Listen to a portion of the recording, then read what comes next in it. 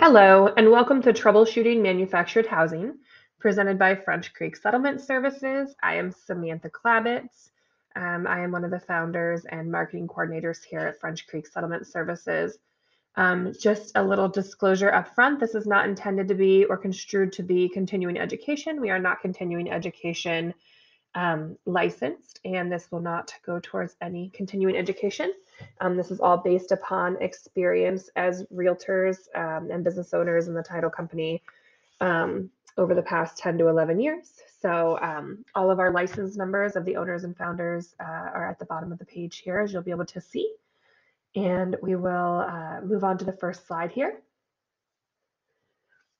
So basically, this seminar is to explain the difference between manufactured homes and modular homes.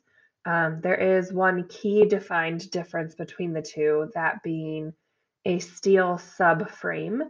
Manufactured homes are largely prefabricated off-site after 1976, and they're delivered on their own wheels and axles or by tractor-trailer transportation.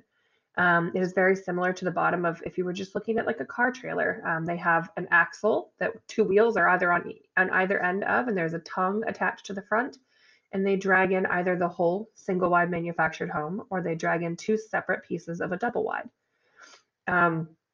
They're most commonly nowadays you see double wide manufactured homes on lots of land. Single wides are most commonly in mobile home parks. Single and double refer to the amount of sections that make up the home, and double wides are joined by a marriage wall in the middle.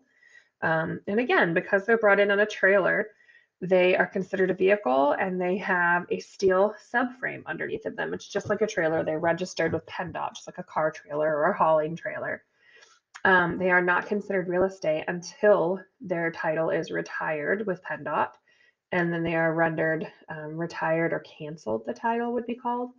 And so you have to transfer the title just like on a trailer or a car if you were to sell them. And a lot of times that got missed. I believe it was around 2011 they changed to wanting these mobile home titles retired. So it's led to quite a few snafus. Modular homes have wood foundations, which we'll talk about here on this next slide.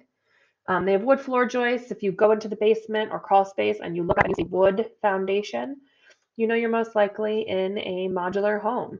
If you look up and you see a steel subframe, you're looking at a manufactured home. Manufactured homes, again, vehicles, they're considered chattel, which is personal property. They are financed, but they're financeable, but they're treated differently than modular homes. Modular homes are not titled with PennDOT, and they are affixed to a full foundation and considered just normal stick-built homes. They are compared against normal stick-built homes when financing as well. So there's a few key components of a manufactured home. First one being the data plate. The data plate is the exact opposite of what you think when you think of plate. It is not metal, it is paper. It is about an 8.5 by 11 sheet of paper that is affixed to either the inside of a master bedroom closet or inside of a cabinet, and maybe it would be in the bathroom or in the kitchen. Sometimes you have to hunt for them. But that is going to give you all of the information that is pertinent about that manufactured home, such as the serial number, the HUD data label numbers, the manufacturer's address, what type of furnace is in the property or in the home, I'm sorry. The other thing would be the HUD labels. Those are the metal tags that are affixed to the outside sections of each manufactured house. So your single wide manufactured house is going to have a single HUD label, just one. A double wide is going to have two HUD labels. And again, we'll talk about the tongue and the wheels and the axles that the home is brought in on. Up next, we have a couple examples of what a HUD data plate would look like, as well as a HUD tag label. The numbers are usually consecutive in nature, so this one happens to be 290511. The one that is on the additional section, if it's a double wide, would most likely be 510 or 512. This label to the right here is kind of a unique animal. It shows a DCA label, this foil tag. If you see this, it is not a manufactured home, which if you would have went in the basement You probably already would have realized that because it has a wood foundation. However, this tag can throw some people off. It is an older modular home. Okay, so your next slide here, we talk about what do you do if the HUD data plate in the house is missing, that piece of paper, or what do you do if the the HUD labels are missing? You'll need to obtain a HUD verification letter or a data plate performance certificate from a website called IBTS. They offer manufactured home certifications for as little as $75, I believe, if you want it 7 days or more ahead of time. If you want it overnight, I think it's more around the 300 range. So it's very important to get these things done ahead of time. If you're listing a manufactured home, it's important to know what you have, what you're missing, and what you need to get, and how long those things take to get. Because sometimes you wait until 3 days before closing to get this information, specifically from IBTS, and you're waiting a while. If you go to the next slide here, actually, just to hop back to this one. So the HUD verification letter and the HUD data plate performance certificate is going to have all of that information that is on those labels that are missing. So you would be able to provide that to the lender in lieu of the items that are missing, and that should satisfy any lender requirements for those items. So again, we talk about the key thing here. Manufactured homes are titled as vehicles. Before you list a manufactured home, you should be doing this legwork up front, contact a title company up front, and get the process started of figuring out where this manufactured home is in the grand scheme of the saleable process. So you're going to need to find out the status of the manufactured home title. You're going to need to contact PennDOT. PennDOT is easily contactable through a local notary. So what you'll do is you'll take the serial number or the VIN off of the HUD data plate, which is that paper in the home, and you will fill out, or at least I have filled out, I've gotten a couple good relationships with a couple notaries here in town.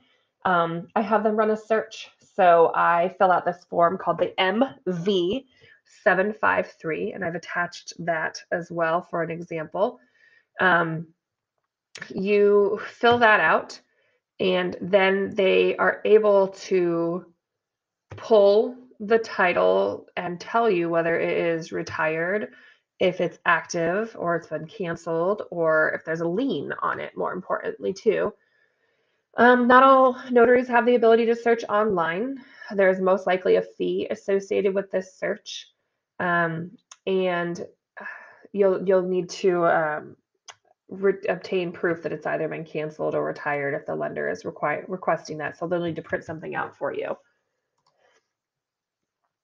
Okay, so this would be an MV16 form. This is the request to receive information about, I'm sorry, I misspoke on the first slide. This is the form that you use to request the status of the title of the manufactured home with the notary. You're going to take this and fill out the serial number on the vehicle information line, or the title number as well. And the VIN sometimes can be found on the frame up near where the tongue was attached. You'll need to climb under. You can also do this, it's a little difficult, but if you climb under the manufactured home or in the basement, so to speak, and you look, there should be either a plate grommeted to the frame, or it would be welded into the frame. And then you sign your name and you send that over to the notary, and they'll tell you the status of the manufactured home. When I get ready to list a manufactured home, I think that all realtors or real estate professionals should be doing this.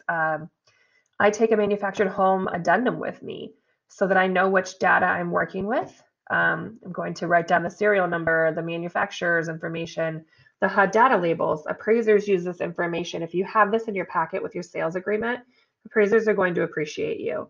The status of everything is on here. That way you know what you need to do and or what the title company is looking at when they get your order.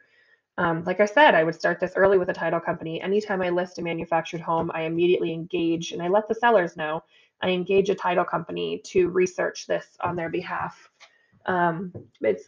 it ensures that we don't get a contract on the property with a rate lock in place and we're waiting 6 months to fix a title issue before it can sell. I like to list them knowing without a shadow of a doubt that we can transfer and we can sell the manufactured home. Again, this is regarding the MB16 cancellation request from PennDOT. We had talked about that a little bit prior. You can request them to cancel the title and or request the status of the title with the MB16. This happens to be the one to cancel the title. So you fill out the information. The owner of the manufactured home has to do that. On occasion, you will find that the owner of the manufactured home is not necessarily the person who lives there now or owns the land that the manufactured home sits upon. So what you'll need to do is transfer the manufactured home from the prior owner to the current owner in order to either I, retire it at closing, or B, transfer to the new owner. Sometimes this is a struggle. Sometimes you have people who have owned the manufactured home prior who have passed away.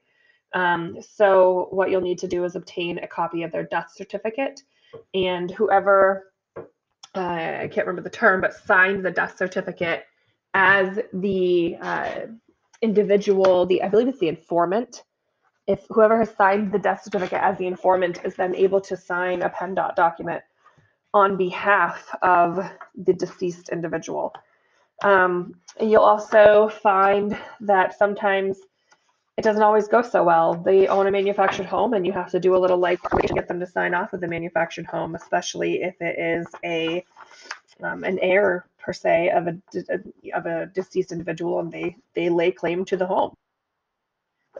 So that being said, you'll want to make sure that you get this all done prior to listing a home as well. There's something called a structural engineer certification. And when a manufactured home is built on a pier foundation or a full basement, making these additions, maybe it be a porch or a garage, could technically be adverse to the structure of the manufactured home itself. I know in our area of the region, we have a lot of shifting due to cold weather, the frost coming out of the ground, or the ground freezing. Year to year, I know that my front door closes differently in the spring than it does in the dead of winter. So it's no different with manufactured homes. So we want to obtain an engineer certification to determine that A, those things that are that are adjoining the manufactured home are not are going to hurt the integrity of the manufactured home itself. And we also want to make sure that the manufactured home is properly installed. Properly installed, meaning it's permanently affixed to a foundation, whether it be a full perimeter block foundation, which is a crawl space with block all the way around, and it's sitting on the concrete block. A full basement, a crawl space, piers or pylons, which are round, probably 18-inch, don't quote me on that, diameter concrete pylons that they attach them to, and they're required to be tied down. Tie downs are metal straps that hold the manufactured home in place.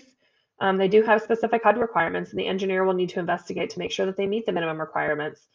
I've had individuals install them for approximately $250 to $300 in Erie County.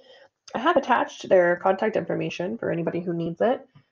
So Josh from Mobile Home Masters covers, as far as I know, the Tri-County area of Erie, Warren, and Crawford County. He's quick, he's friendly, he knows his stuff. He's a licensed and insured manufactured home installer, and he knows exactly what you're going to need. Heyman Engineering and Stahl Consulting are two of my contacts that I call for engineer certifications. They are both great. They will tell you exactly what you need, which you would then send to Josh or somebody similar, and they can get it done for you. These are a few lenders in our area, Erie, Crawford, Warren County, that lend on manufactured homes. They know their stuff. They know their manufactured home products, and they are able to assist you. The bottom dark gray would be a manufactured home lender who would lend on manufactured homes that are in mobile home parks that are not affixed to a current foundation. They do have great rates, and they seem to have great terms for their loans as well. Just a little bit of our information. Megan Peck is our title agent at